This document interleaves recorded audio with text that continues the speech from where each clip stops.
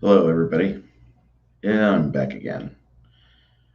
We're going to take a break. It is almost the 18th of May in Central Standard Time, 5 minutes to the 18th of May.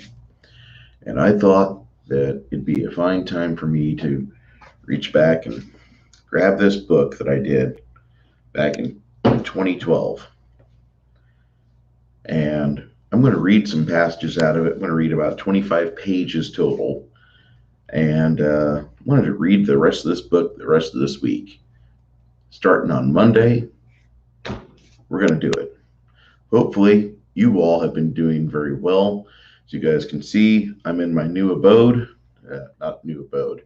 This is my old roommate's bedroom, and he is gladly on his own. Hopefully, for those of you watching on various services, YouTube, etc., you guys have yourself a smoke or a drink. And hold on. What's Discord doing to me right now? Why is Discord popping off? Yeah.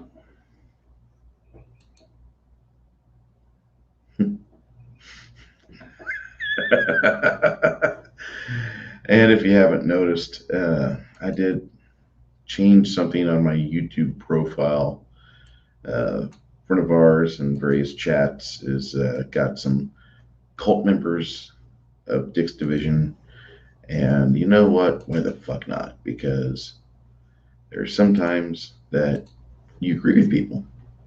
You really like what they have to say. And then you realize that while you've built your own echo chamber, you kind of enjoy the camaraderie of the people that you're sharing this time with. And that's why I put on my YouTube channel, or my if you see it, it'll be of Dick's Division. So anyway, Comics Division and the rest of the fandom menace, those of you that are in a healthy spot, thank you so much. Let's read. Now, last time we got into it a little bit, and I shared with you that Elijah, the half orc, he had a moment in time where he was into dirt bike racing on an amateur level. The FBI agent, Monte Williams, Monte Williams was involved with that as well. And there was a third character that no longer is mentioned, Gary Jackson. And at the time that I wrote this in 2012, this is Shift Elisha's story with my beautiful name right there. Anyway, at the time when I wrote this, I was reading Knights of the Dinner Table and a lot of other Kinzer and Company products. And that's a Dead Tree gaming magazine, that's part comic book, part magazine, probably the only one that's in mass circulation right now. And I really loved everything they had to say at the time because I wasn't on the internet and I didn't see their Twitter feed. Well, let me just tell you that if I like you as an artist or something, don't expect me to follow you on Twitter. Don't. It's going to keep it a lot easier for me to keep buying your product because you might be a fucking Marxist, communist piece of shit. And I won't know that if I don't look at your Twitter, if I don't look at your social media. I have to separate the art from the artist. And I know that sounds terrible. But if I don't gatekeep like that for myself, I can continue to enjoy the products that people put out. Now, there are companies that have gone out of their way to pretty much tell me that they never want me to buy their stuff again. Thank you, Disney. You've saved me tens of dollars, maybe 100 over the next 40 years. If I'm lucky to live 40 years, I don't care. I just don't want you to make another dollar off me. It's everything you've done in social media. Now that I've said that and I've ranted for 5 minutes, let's read, because that's why I have this fucking stream up. And I don't mean to swear, but hearing people and their drama and hearing things going on that I can't control, like in politics, I mean, God, this would be a great time to live if it wasn't, I was witnessing it firsthand. All right. And that's probably why I haven't written a third book in the series, because everything I was writing about happened in some form in real life. And we went the opposite way of the way that I thought things should be, because I like freedom and liberty and the ability to say shit that people might not agree with, but now you can get arrested for it. You're gay if you think that. Anyway, 12:55 Central Standard Time, Wyoming, Illinois. The UPS truck pulls up the two-story downtown brick and mortar building. Setting the brake, the driver steps out, pulling her signature tablet with her. The brown uniformed woman heads along the sidewalk and into the store. The door shuts softly behind her. A bell set above the entry. An enlarged male goblin steps out from the back room, touching the corners of his wide mouth with napkins. He looks and sees a visitor waiting patiently at the counter. Shit. His 5.5 foot tall stature is accented by his lurching gait, a wound from his early adulthood. After he signs for it, he watches her leave the retail area. It's just an envelope for you, Umberto. She wiggles a small manila envelope. He heads back into the dim employees only area and sits in front of the computer. Emptying the folder, he finds only a yellow sticky note with a website. Signing on with his computer, the goblin waits for the dial-up noises to cease from the modem. Arriving at the website, he sees what things his various compatriots have been made aware of. Photographs of Elijah and Sheila are shown fearing for their life while the VW slides into a ditch. The next page on the website is a suggested route from Independence, Missouri to Buffalo, New York. Another page details a pair of DeSoto fire domes and two Mexican humans. A third silhouetted man is hinted at but not identified. The final page is a countdown timer when the server is physically set to be scrapped the 1st of June. Umberto grunts. He turns off the computer and CRT. A large, brick-shaped cellular phone rings, and for moments he looks up at the shelf where it is. Finally, he steps up on the chair and pulls it down. Yes. St. Louis turned into a bloodbath. A goblin female hisses at him. So what? You want to declare war on everything? Head up to Buffalo. She hangs up the phone, slamming it into the cradle twice before it clicks off. Umberto sighs. Going into the back room once more, he steps up on the wooden chair next to the computer desk. He flips 3 switches and fluorescent lights hum to life. The cry and wail of dozens of waking goblins hits his ears. Shut the fuck up! We need to do something, he snarls, looking at the shelves along the back room where goblins sleep and gather and trade fleas during the day. Many of the goblin children and adults fall silent. A tiny goblin woman sits up. She wipes her oval-shaped head numerous times. What's going on? We're on the move. Cries of protest rise from the bunks like fog from a marsh. Silence! Umberto will have none of it. Get gassed and let's go. The goblins pile out of their berths and stampede out. Over 70 in number, they move in an angry mass like fire ants descending on an unattended baby. 2:40 p.m. Eastern Standard Time. Why are we slowing down? Harvey pulls the curtain open. Sheila turns her head with a finger fully wrapped in hair. The scale house said to get in line. Ahead of the tractor, a line of trucks over a quarter-mile long funnel into the scale house lanes. Elijah continues to downshift through the gears. Damn, let me drive. Harvey kicks his feet out from under the blanket. Elijah balances on the clutch and lets off the accelerator, pulling himself out of the seat. Harvey taps him on the shoulder, and Elijah tumbles up and over to Sheila's lap. Harley sits down and sends Elijah into the bunk area.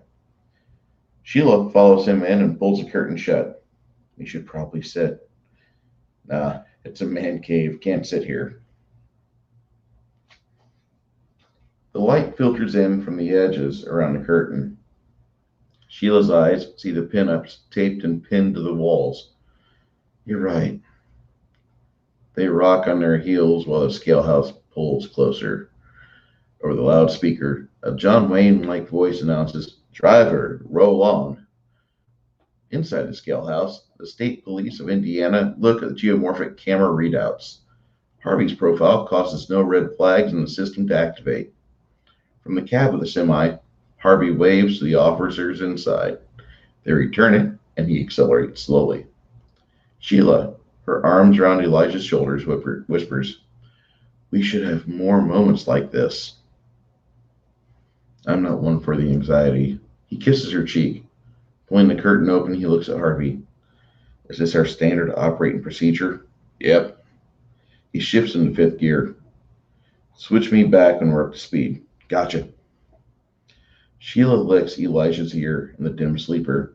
Occasionally, she sees his smile when the curtain sways with the rocking of the cab. He opens the curtain and slowly moves her to the passenger seat. I need to drive.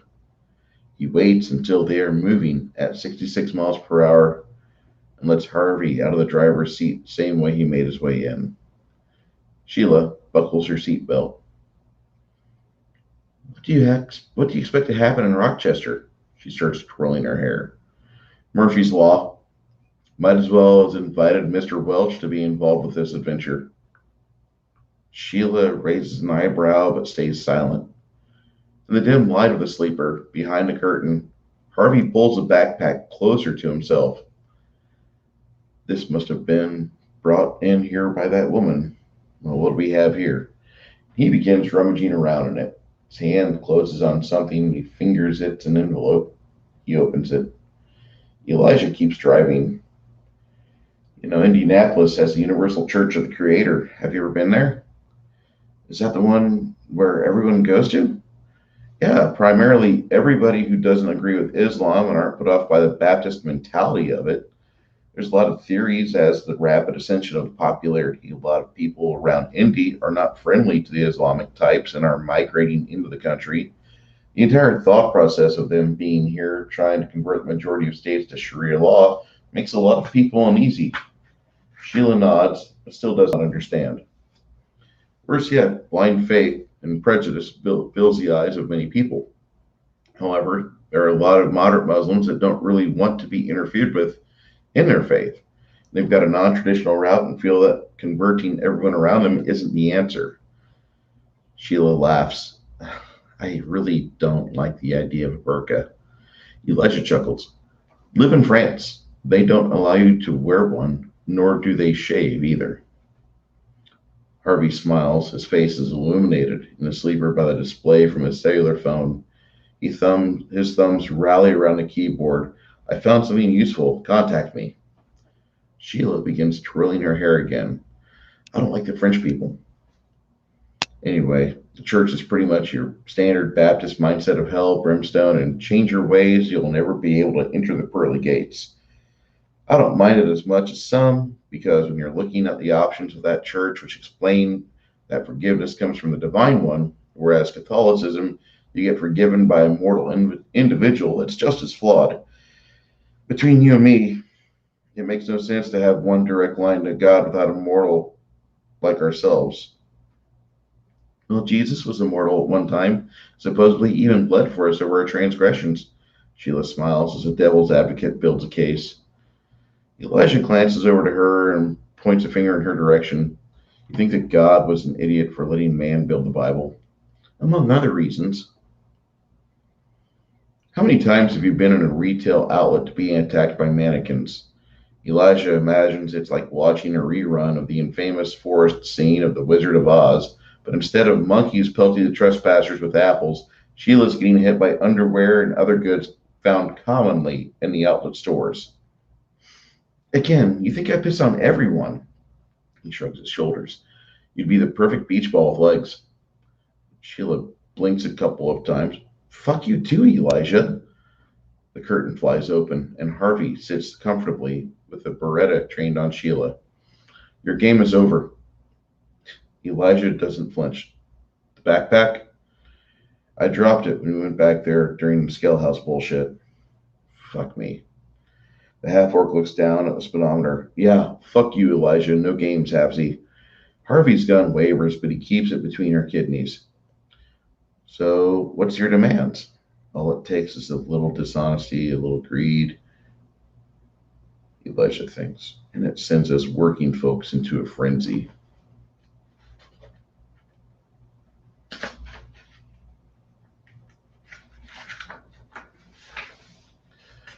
Well, we keep it steady on here, on her, to Indianapolis. Hi, Upworld, Adam.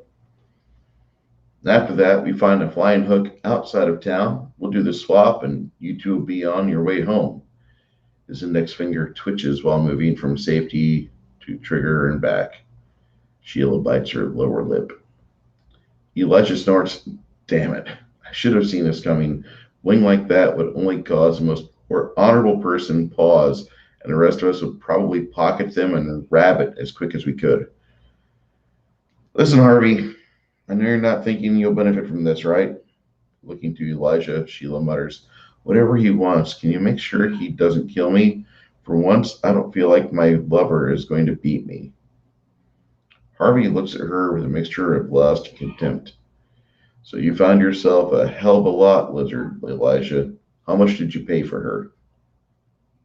I didn't, Harvey. Elijah, don't deny me. I've got the gun. He wags it in her direction again. Well, I didn't want her to cry alone. Elijah keeps the truck between a solid yellow line and a dashed white line. Harvey's eyes pan from her mop of hair to the hand on the shifter knob. You telling me you felt sorry for her? Oh, Harvey, you could say that. I didn't feel pity for her. I just saw her and thought for once that doing something right was better than doing something smart. Elijah swallows around a large lump in his throat. Don't get careless, you bastard. I'm going to wreck this entire thing just to put you down for trying this on us. Okay, Elijah, you are not Malcolm Reynolds. The barrel follows Harvey's eyes to rest on the half-orc. I never said I was smart, Harvey. I watched a little television when I was young. Elijah, you should worry about your gravesite. Will it be a Jack-in-the-Box or will it be a Dairy Queen's dumpster?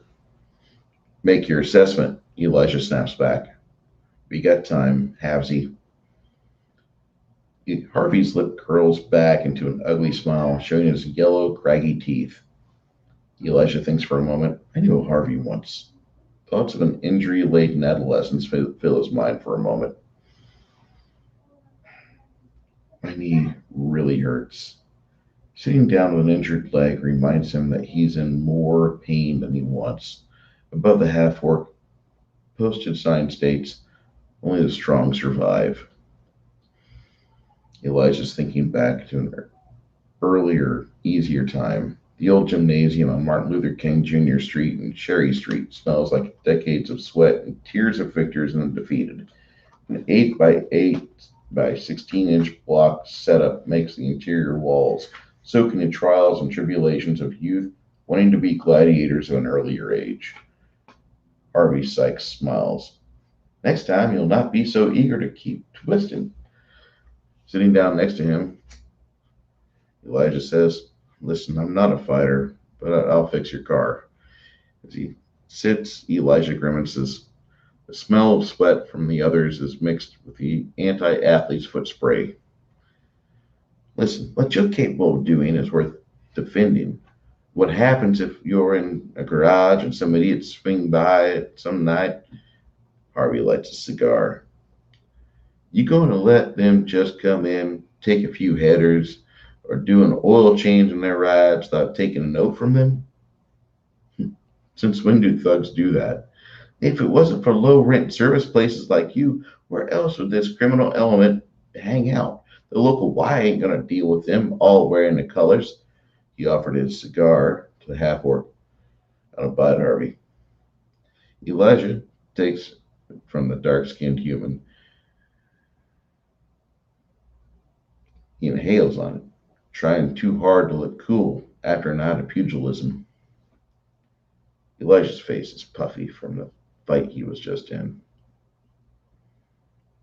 "I got someone for you to meet." Harvey claps his hands twice. "Listen, I'm just getting over Elsbeth." He gives his cigar back. Tobacco disagrees with him after he improperly took a hit. "It isn't no clan, buddy. I got a connection I need to make here." Harvey stands up. "Anthony."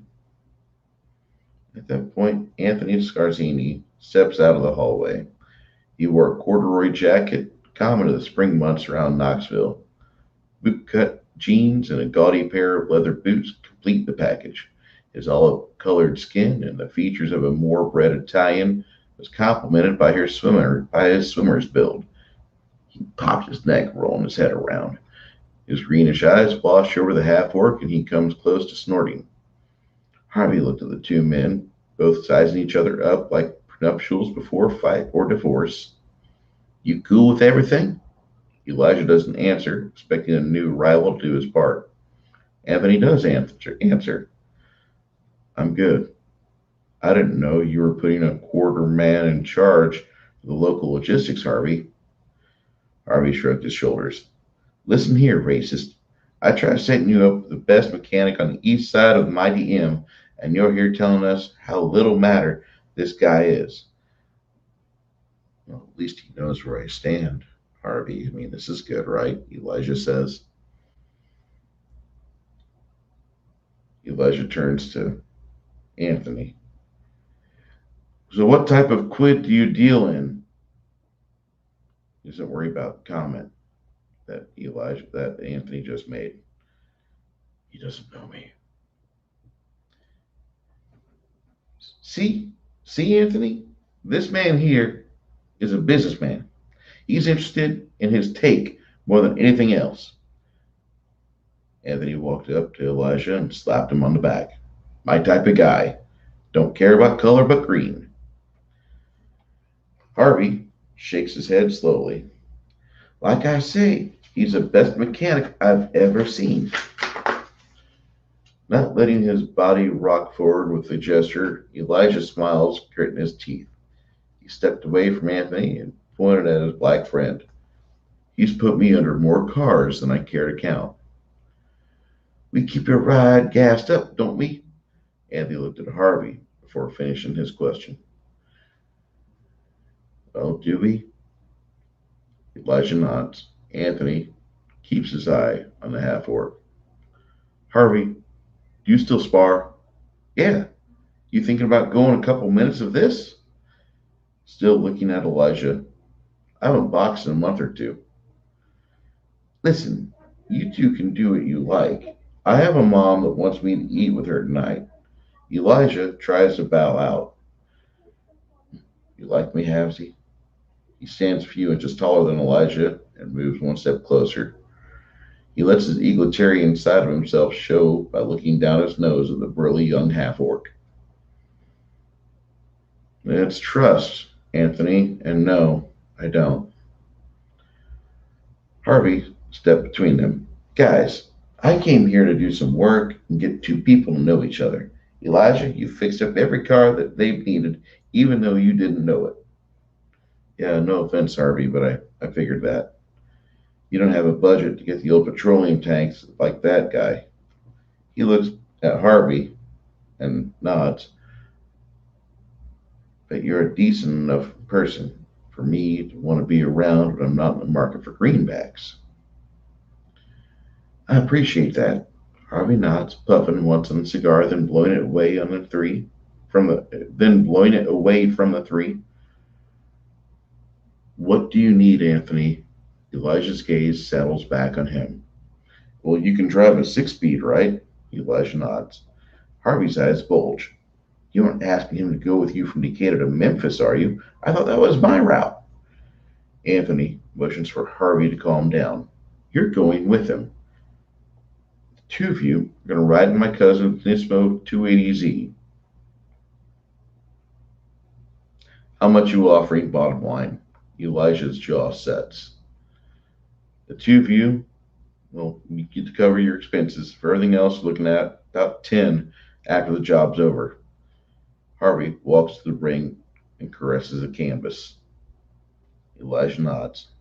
You're looking at a day up, a day back, 3 days tops. Harvey smiles.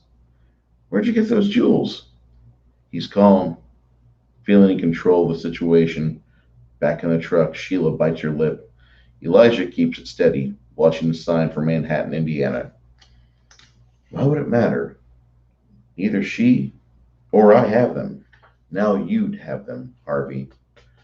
Harvey pulls a switchblade from his pocket. You don't listen, do you? Yes, stabbing me nets you all the answers. Harvey rolls his wrists a couple of times, letting the blade unfurl itself and set properly. Sheila waits to see if he lashes out at her or shoots her. Elijah shakes his head. This isn't the way to profit, Harvey. Harvey replies, many Italians and Africans would disagree with you. His tone is level. Who gave you the stones? Well, my boss set it up for me. I couldn't tell you. Elijah's tone mimics Harvey's. Sheila states, I never saw him before yesterday.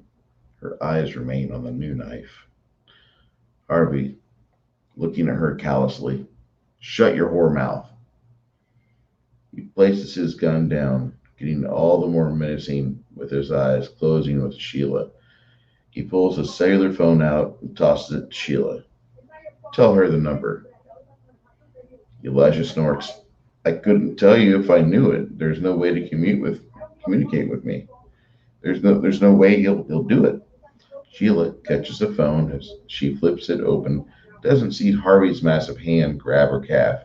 He yanks her off the seat. Her head smacks the passenger seat and she falls unconscious. Ease up, Elijah cringes. She doesn't know me that well and she doesn't know how I work. Do as I say, Elijah. You just became the sole obstacle in my life and riches. Shit. Elijah glances over to her legs, seeing her sprawled from the bunk to her ankles by the passenger seat. Harvey, don't hurt her. This trip is getting worse by the moment.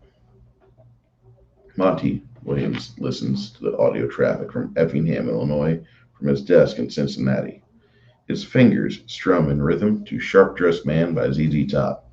The monitors show Illinois State Police canvassing the the Volkswagen Beetle, and taking photos with their smartphones. Inside, a mounted camera on the bill of a state trooper's cap follows an investigator into the vault. Hey, Dirk, Skip asks. Monty shrugs his shoulders, doesn't swivel his chair to face him. Monty, come on, let's go get an ice cream cone. He turns the volume down on the console. Monty looks at his friend. You go. Monty's voice is low, subdued. He's focused. Skip shakes his head and grabs the back of Monty's chair. Spinning him around to face Shara, he stops the turning chair. You owe me.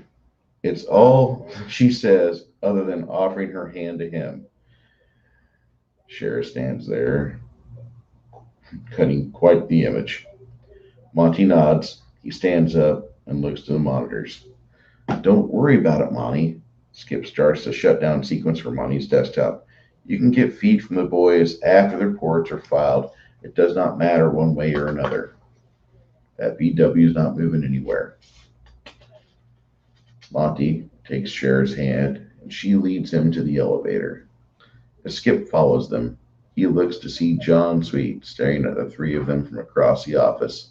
Skip thinks for a moment, if only you and Rich would hook up. In the elevator, Skip breaks the silence. Monty, what's on your mind? Monty looks at his reflection, his hand fitting naturally in Cher's hand. Such a lovely and delicate hand. Hers fits well with mine. Skip, I could tell the two of you, but what does it matter? Monty, If it has anything to do with me, I would appreciate it if you'd wait to talk to me about it when Skip's not here. Cher's voice is very concerned and sincere. Skip looks to her, then to him. Cher, may I interject something? He steps away from them in the elevator while it descends slowly. She nods. I've been married for years, but it isn't easy. What you have, what the two of you have is good. And Cher, you're doing everything right, but Monty's scared of losing out on some unknown opportunity. I think he's a fool. Monty straightens his tie and looks his friend in the eye. Thank you, buddy. Deal with it, Monty. You might find prettier, but I guarantee no woman will ever put up with as much shit as Cher does for you. Skip looks at her before stating, Janie would have left me in the second month of this if the courtship, if I would have treated her like he treats you. Skip. Yes, Shara. I don't want to hear any comparisons between me and any other woman that you know or imagine. And I'm not Janie either. I'm not going to be lucky enough to marry Monty because you hit it on the head. Monty sighs and nods. Let me just take the stairs next time. His PDA begins receiving information. The coded images process while his breathing slows. Sheriff squeezes his hand. Looking at the encoded information, listen, no matter what, there's going to be some things I'll be up late with dealing tonight. I'm getting some info. Everyone's knees bend with the elevator's movement stopping. Skip sighs. Do you need to stay in here? Monty nods. Sheriff drops his hand. He closes the transaction with Southwest Airlines and lets his co-workers step out of the elevator. He minimizes his virtual self in the shopping cart and sees Sheriff's face fill up with disappointment. I'll call when I touch down tonight. St. Louis, right? Monty nods. Skip flips his phone open. He starts keying in a text message to Janie. Skip, don't even. Just go home. I need you to receive word from, everything going on and have reports ready to send Murphy tomorrow. He's going to be here. He's not going to be out of the office, which is why I need you to do your work like you do, be at this office. Skip steps back in the elevator and shakes Monty's outstretched hand. Be careful, brother. Monty nods, and with one final look at Cher, he presses a button to head back up into his office. At his desk, he powers up his desktop, routing all emergency level messages to his internal PDA. Pulling the spare chip from the bottom drawer, also loads clips with hollow point bullets. Finally, he writes a note and leaves it on Cher's desk. 3:41 p.m. Eastern Standard Time. Grick looks at the manacles around his wrists, feeling the cold, pressing steel of a Mossberg to the back of his head. All he can think is, this is not the time to fight. A human male deputy, Oliver, places the manacles with a foot and a half of reach around his ankles and tests them while staring into Grick's eyes. Move. The human female, holding a 12 gauge, pulls a barrel off the base of the goblin's neck and holds it steady on him. Grick sees the two other deputies to his side, each of them holding their own shotguns at his head and his groin. Their name tags read Knierim and Young. The large frames alone intimidate most of those in their custody. Grick moves along the route, following Oliver to the paddy wagon parked in the back of the Barnes Hospital main building. He sits on the metal bench and then is secured with his anklets in place. His wrists are locked up high. Oliver finishes it with a latching lap belt. Well, the people at Rolla's Maximum Security Mega 1 are happy as larks that you're coming. Apparently that candy striper was someone's niece, and they don't do nice things to little men like you, now do they? Grick nods, hate in his eyes.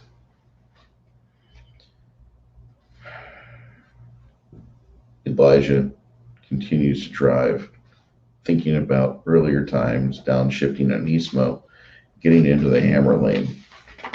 Sliding around the flatbed semi-truck, he notes the speedometer reaching 90 without hesitation. The center white line blurs into a solid white line while he continues to press the accelerator. How fast do you want to go with this thing? Harvey has a firm grip on the emergency handle, otherwise known as the oh shit bar. Harvey, we have a tail, not the law though. Harvey tries turning around. Before he can get a clear look at the Sportster coming behind him, he panics with a nimble Japanese car dancing back into the right-hand lane. Damn, this thing's nice. Elijah looks back in the rearview mirror. Yellow Jaguar rockets past the flatbed. Fucking Eurocar. Can we outrun that? We'd probably be able to. Elijah takes the car under the shoulder, letting it fishtail and stepping off the accelerator. We can take it in these turns by Kentucky Lake. The Nismo accelerates to 110 miles per hour after it gets out of the shoulder, going past a sign advertising the fishing opportunities of the Herman Davis State Park. A modified Caprice Classic laying in wait emerges with sirens and lights active. The yellow Jaguar, a roadster with a cloth top, swerves into the hammer lane to avoid the American-made police interceptor. Harvey watches the passenger window roll down, and a woman pulls her torso out of the Jaguar. Her shirt billows out with the wind, whipping at her shoulder-length red hair. Gesticulating wildly, she starts to cast a spell, focusing her attention on the interceptor. The police car slams into the Jaguar's passenger side, causing the lighter vehicle to swerve right, then oversteer to the left. The tires catch improperly on the gravel in the median, and it cannot recover through either braking or steering while it cuts through the grass and back up into the oncoming lanes. It careens into a car carrying a semi-tractor and trailer. The arcane caster that was trying to cast her spell gets hurled out of the car, her bruised body flailing about, adding insult to injury, with her body trying to punch through the grill of an oncoming Silverado pickup truck. The police interceptor's driver's side tire comes apart, but miraculously it's able to brake safely into the median, the driver under and oversteering to maintain a safe stop. We're luckier than a turkey that overslept on Thanksgiving Day, Harvey states. Listen, Harvey, we got a better route for this bullshit. I'm not liking this at all. Try getting off when we see the green sign for Blitzville. It's a straight stretch I'd rather not be on, and the River Route 61 offers plenty of twists and cover. Thank you. Elijah downshifts less than a minute into the silence, and he gets onto the off-ramps. At the stop sign, he pulls a visor down to shield his face. Afterwards, he points to the billboard with the camera suite attached to it.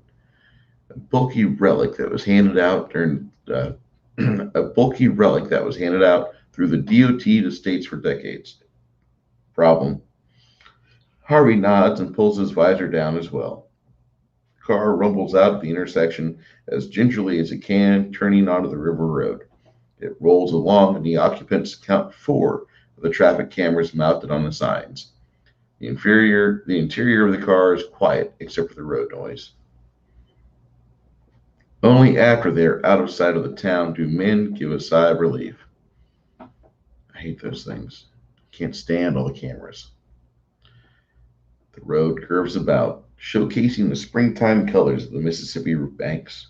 Blooming flowers, brilliant reds, greens, and purples explode in visual abundance. The amazing curvature of the wide and brown Mississippi River gave the foundation for a fun Sunday drive. Today, it allows for a bit of respite from possible activity on the interstate. So, Harvey, how do you know Anthony? Harvey doesn't pause too long. He parses his words carefully. His father is my initial contact to the Zenies. And those people helped out my grandparents over a decade ago. Now it's really more of how they were looking for people to be friends with. And my father was down and out, and they were all at church. My parents were serving food every Sunday so we could have whatever leftovers from the feasts. My granddad caught Leonard's eye with his taste for spices and the various herbs he used in Mediterranean cooking styles. And ever since then, they've been good to us. Elijah nods, and the sports coupe continues around the curves, following the Mississippi River. Grick bangs his head on his own manacles.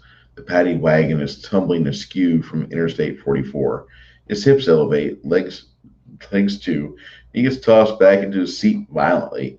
He screams in pain, ankles banging together, then getting spread apart. The wagon lands on its side, skidding the last 100 feet. Accompanying sound is that of the driver and passenger in the cab of the van screaming, while arcane fire washes through their bodies like they are dry balsa wood. Tiny flecks of flame lick around the grated window in the cargo area where Grick hears his captors burn to death. Ripping explosion outside the cargo area makes the goblin turn his head and try to figure out what happened. Was that their escort? Visions of police interceptors detonating in various states fill his mind, while he blocks the thought of his own transportation doing the same. The rear doors on the van blow off the hinges completely. The asphalt's on a vertical plane, coinciding with the way Grick is hanging. A human man, dressed in a nice gray suit with a powder blue tie, walks up to the entrance of the van. Gary, get me out of here! When Grick speaks, blood from his mouth spills all over the passenger wall of the van. Gary looks at him, the smoke from the other wrecks on the road flowing around him. Grick, you have to promise me that if you're going to be a good boy, okay, we're going to help you. But if you don't, if I don't feel like you're going to be trying your hardest, then I'm just going to let you burn in here. No fair, Gary. You know I tried my hardest and you threatened me with fire. Gary looks at the van, then the two interceptors which lay on the side of the road. According to my boss, I think you're going to have your ashes scattered from mile marker 247 on Interstate 440 or 44. Gary! Grick wiggles around, the manacles serving their purpose. I don't believe you, Grick. You're too unpredictable, even for us. And you have to know that I really don't care if you live or die. In fact, your death means one less intolerable bastard that I must deal with. You'll have to figure it out for yourself if you want to live. Gary looks behind himself to the two charmed army soldiers, both holding their weapons casually and surveying the scene through the empty eyes. The driver in a Hummer wears his basic deployment uniform well, along with a red beret. Fuck you, Gary! Grick hears the crackling of the fire a little louder. The ringing in his ears won't go away, and he shakes his head 3 times, trying to clear it. Listen, Grick, if you want my help, I think you know what you have to do. With that, Boots becomes visible. The imp flaps along, huffing and puffing, while he tries to ignore the fact that the sliders have a fattening effect on the physiology of a material demon. Grick, you don't have to worry about the fire. My boy, I can help you if you want me and save you. His gravelly voice is annoying. Grick pulls the manacles on his wrists, struggling to free himself. Grunting, he tries to move. He can hear the popping of the bodies in the driver's compartment. The burning corpses is painfully obvious. Boots is joined by another individual, a man of roughly 5 foot 10 inches tall with an athletic build. He wears a military-issued trench coat, but his wavy blonde hair comes down to the middle of his back. Grick, I want Salvatore Grinnell here to notarize this. If you don't want to live, then that's fine, okay? We know the troll blood is flammable to a very hardy degree, and this thing's about ready to go up like a Roman candle. The vinyl seats are combusting. Uniforms and bodies are already in flames in the driver's compartment of the van. Fuck you! Fine! Boots, save me! His long flowing hair brushing along the broad shoulders, Salvatore steps into the van and produces a key from his hip, which glows very brightly. Shoving it into the manacles tumblers, they fall from Grick's wrists. The same happens when he undoes the ankle bracelets. He grabs a goblin, yanks him along while a gas tank explodes behind them. Boots claps his hands together, settling on the asphalt. Good timing, Grick. Way to go. Grick follows Salvatore with the heat wave rolling in the air around them. He notices that Salvatore doesn't suffer anything other than a mild breeze from the concussion of the blast, and strangely, neither does he. They step into the Hummer and quickly make their way along the interstate. At the strip of asphalt used for U-turns, the vehicle quickly turns about and begins heading eastbound. The malfunctioning billboard-mounted traffic camera nearby sends a steady stream of sparks with that into the grass. In the rear seat of the Hummer, Rick looks at the two soldiers who have empty looks in their eyes. Thank you for your service. He looks at Boots. Listen, I didn't want to do this, but the idea of burning to death kills me. Boots lounges in the rear compartment, laying in an open crate of AR-15 rounds. I know, famous one. Salvatore Grinnell turns around from the passenger seat to get a good look at the goblin. So these rubies, what are those? Who has them? The same individual who has held them for the last 2 days. So Branch, Gary says. Yes. Damn, both men state. The three soldiers say nothing. One drives and the other two provide lookout from their seats. Salvatore's green eyes glare at the goblin. So his name's Elijah, right? Yes. Salvatore undoes a coat pocket, pulling a modified old-style PDA from it. He uses his finger as a stylus and traces a security rune over the face of it to activate it. The PDA is different from others of its type. Its primary user's touch on most modern equipment will cause failure. The typical protective covering for this PDA was replaced baby's skin. So the use of it was an awful act for an evil individual. Salvatore sees Greg looking at him using the device. Does this unnerve you? Yes. Your act of begging has you committed to the same place as me, except I'm in management, Greg. Gary laughs. Can I dispose of these guys? He points to the men in uniform. Salvatore says, no, Contessa stated for us to use them to their fullest extent until we're able to charm them or keep them in one piece. Salvatore's voice drops an octave not to alert the soldiers. Where are they from? Oh, they're from Fort McCoy.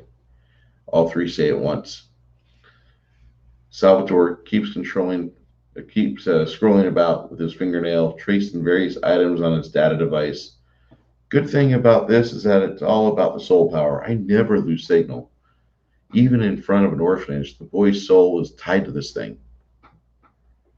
Dare I ask who you're torturing? He's the son of a Texas syndicated preacher. I felt the heist in San Antonio would be the best way for me to actually have something that would allow me to utilize technology. He gets a sly grin on his face, smug and confident. Greg shudders. And that puts us at page 261. Those of you that watched and enjoyed on the replay, and those of you here, thank you so much. Appreciate you guys filling up my Discord with some happy messages there. If there's any questions you guys have about the story, it should still be available on Kobo and a few other sites. The PDF of it should be available for $1. You probably notice that I'm cleaning up things as I do the reading of it, because I'm not going to lie, I did not use an edit for this. I messed up. It's a common mistake among first-time writers. So this wasn't my first book, but I was wanting to get it published and out making money because I knew it would. And this book was really good. It was a lot of fun to write. I look forward to doing this again tomorrow night from the same time, probably a little bit earlier. I don't want to stay up till 1 a.m. But you guys have yourself a great morning. Thank you so much for showing up, and I'll talk to you later.